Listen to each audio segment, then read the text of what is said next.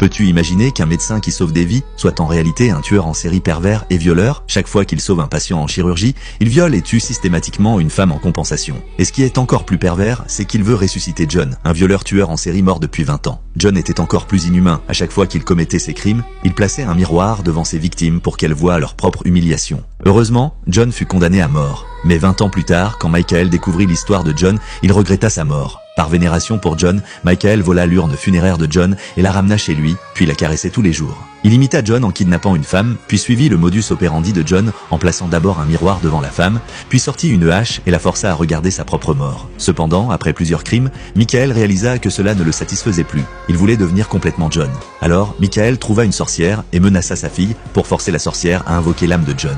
Mais comment la sorcière se laisserait-elle manipuler? Elle fit semblant de lancer un sort, puis profita de l'inattention de Michael pour invoquer un tigre blanc qui se jeta sur lui. Mais elle ne savait pas que Michael était venu préparé. Il sortit une poignée de riz gluant de sa poche et la lança sur le tigre blanc. Au contact du riz gluant, le tigre blanc se désintégra instantanément. Sans la protection du tigre blanc, la sorcière dut finalement obéir aux exigences de l'homme et commença à invoquer John. Peu après, l'âme de John posséda le corps de Michael.